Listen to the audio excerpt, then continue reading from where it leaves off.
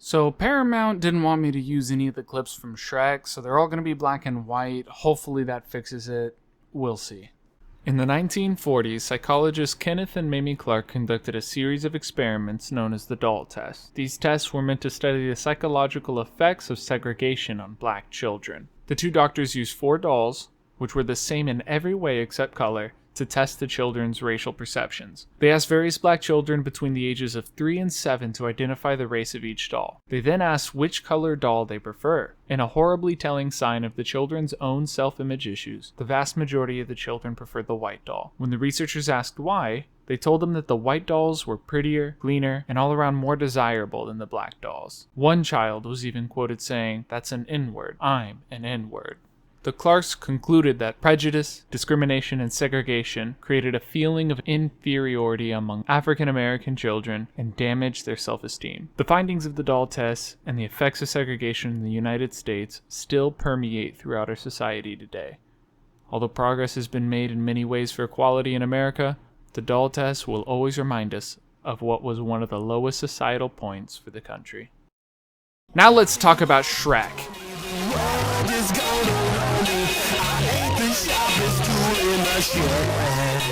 We all know Shrek introduced subverting expectations for an entire generation of children who had grown up with movies like The Little Mermaid and other classics spawned from the Disney Renaissance. From the opening scene making fun of the phrase happily ever after, to the damsel in distress beating the crap out of Robin Hood and his merry men, to the evil dragon falling in love with a donkey and eating the OG short king, Shrek was totally new and original in the eyes of its intended audience. We also know that there's plenty of gross-out humor that we loved as children, cartoonish fight scenes, as well as plenty of humor and double entendre for adults to enjoy as well.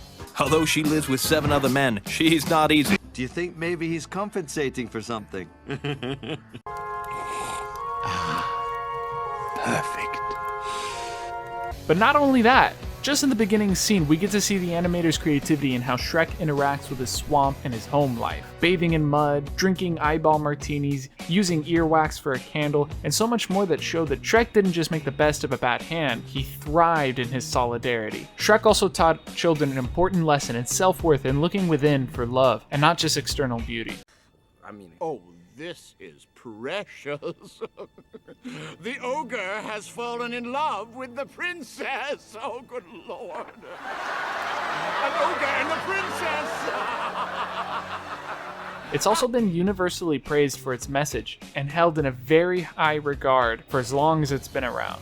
I was a child when it came out, so I was pretty much its target audience. Every time I go back and watch it, I'm reminded of just how great of a story it is and how important a message it has for developing children. Now imagine my surprise when I found this absolute dog fart of a review about Shrek on Rotten Tomatoes. What the hell is even that? But before we get too deep into the weeds, I need to do my obligatory begging for clicks. Because I put a lot of effort into these videos. I write the script and record the audio myself.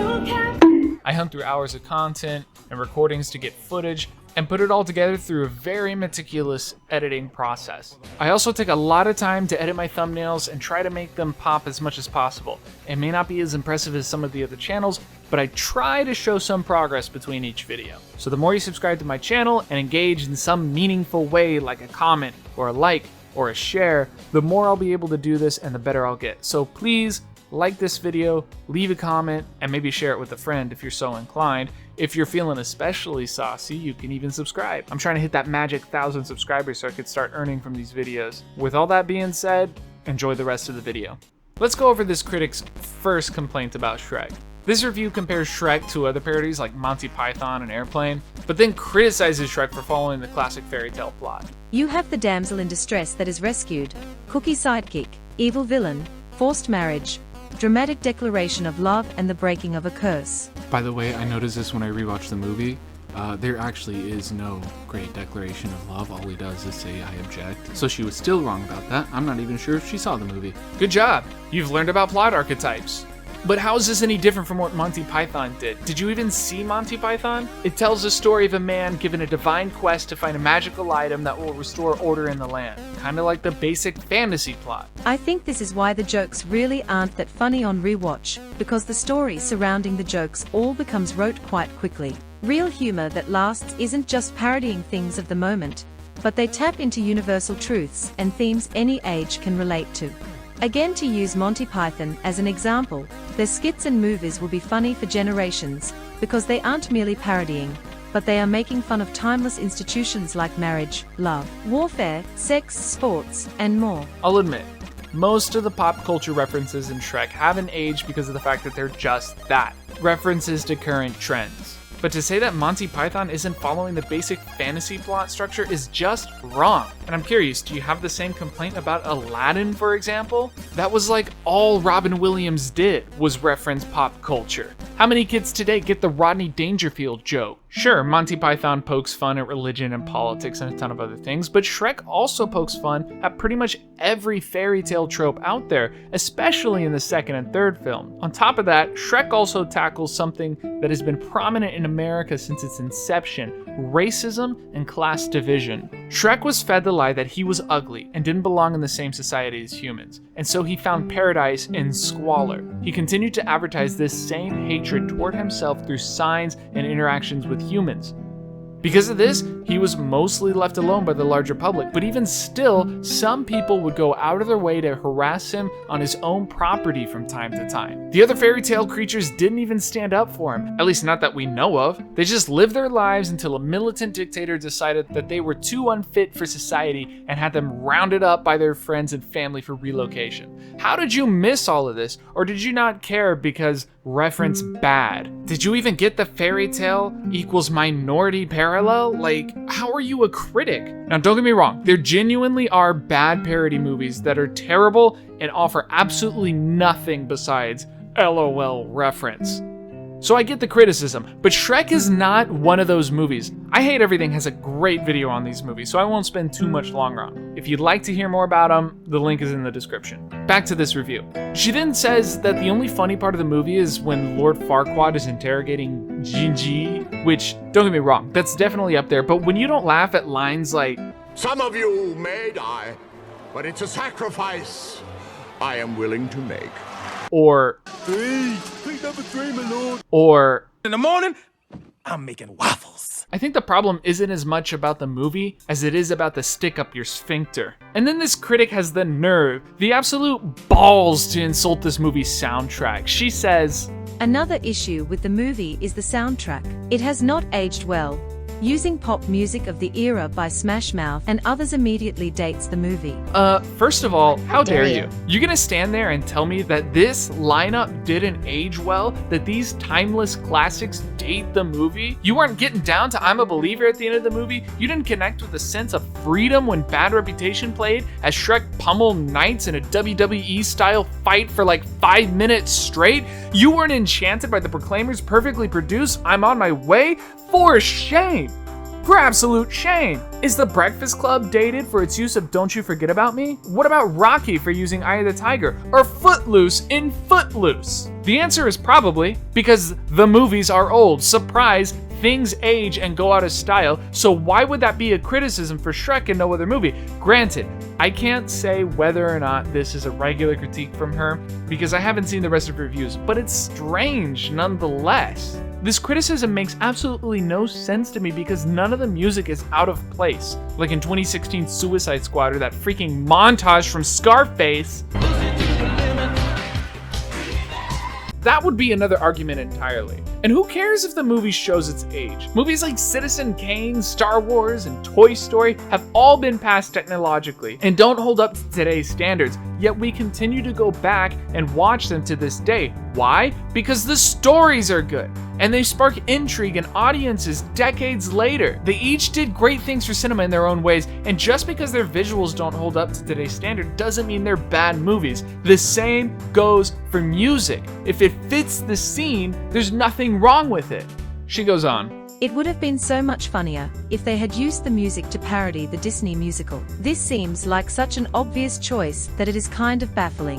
What? You just got done saying how the music in Shrek dated it immediately. You're gonna sit there and tell me that it wouldn't have been dated if it were made into a musical? Like, Grease isn't dated? What about Happy Feet or Sing? I know that those last two came out after Shrek, but this review is from 2017. Hell, look at the evolution of Disney musicals. Compare Jungle Book songs to Frozen or Mulan's to Encanto. Do you honestly believe that making Shrek into a musical wouldn't have dated it. You're contradicting yourself in the same paragraph. Did you not see Robin Hood and his merry men? Their little dance and ditty? Not to mention the part where Fiona makes the bird explode with her voice. They spoof the very institution of Disney princess musicals.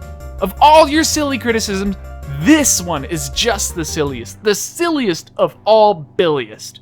Oh, and by the way, Shrek the musical exists. Finally, she says, The oddly sober choice of Hallelujah thrown into the film does not fit at all. I usually try to avoid personal attacks in reviews, but this is stupid. This is just incredibly stupid. The song is about somebody becoming disillusioned with love. It's about the realization that love is a bill of goods it's never going to be fulfilled. That for every love story that ends in happily ever after, there are 10 more that end in tragedy and betrayal. And yet through it all, we sing hallelujah and convince ourselves that this is what happiness is supposed to look like. This nihilistic view of love plays right after Shrek realizes that Fiona would never love him. After all, he did hear her say, Really? Who could ever love a beast so hideous and ugly? Princess and ugly don't go together. That's why I can't stay here with Shrek. My only chance to live happily ever after is to marry my true love. Don't you see, Donkey? That's just how it has to be. and when she was the first person he ever had feelings for. At the same time, Fiona prepares to marry a man for whom she feels nothing but bitterness, and then there's Donkey, who was just cast out and abandoned by a loved one for at least the second time in his life. If you don't think that this song fits what's going on in the film, then you're just simple. You shouldn't be writing film reviews because you can't move past song bad, which is already a bad take to begin with because that song is straight fire. Every song in the movie perfectly encapsulates the tone of each scene in which it's presented. To say that these are poor choices because they're old is such an asinine critique. Get over yourself. She ends by essentially saying that Monsters Inc. looks better, which yeah, of course it does. It's Disney. Better yet, it's Pixar. DreamWorks had only made 4 animated movies before Shrek, 2 of which were 3D animation, and 1 of them was ants. Freaking ants! You should be comparing Toy Story or Bug's Life if you want apples to apples. DreamWorks didn't have the financial backing that Pixar did at the time. Most 3D animations that came out that year did not look like Monsters Inc., and DreamWorks was still finding its footing in the world of cinema. It was fine for the time, and yes, the animation has aged poorly. That's how special effects work. So again, how does it look compared to Toy Story? After that, she blames Shrek for ruining animation as an art form and accuses it of prioritizing pop culture references over story as if this atrocity doesn't exist, which is ridiculous. If this were true, it wouldn't be so highly regarded by people today. It would have been swept into the bin like any of the rest of those LOL reference trash heap. Not only did Shrek teach children not to hate themselves for their race, but through Fiona it taught young people that they don't need to hide what they consider to be ugly parts of themselves, because people will love you for you. They will accept you for you. It used fairy tale creatures in a damsel in distress plot as a beautiful parallel for segregation, self-rejection, and everyone else that has been othered in our society. I mean, look at what happens to people when they don't learn this lesson. Look at her. Look at that. Ugh! If you don't like Shrek, that's fine. You can say it's not your cup of tea and move on. Even if it was just for the gross out humor and double entendres. I get it. I don't like horror movies, and that's fine. But I'm not gonna sit here and try and tell people why X horror movie is bad. But to say that the story is lazy or that it doesn't work as a parody is just one of the worst takes you can have. Shrek has a lot of heart and it tells a beautiful story. Maybe you couldn't connect with it, but millions of children all over the world did. And you know something? They still do today. I can say that from personal experience as someone who works with children that are about the age I was when it was released, they still love Shrek. Sure, he's a good meme, and it's funny to find him in random quarters in the internet. The merchandising thing was weird, but the kids I work with still connect with Shrek as a character. They get it. They connect because Shrek tells a story of so many of them that feel alone, ugly, inadequate, and othered today. And if you ask me, that's not a bad legacy. In fact, I'd say that's animation at its absolute best.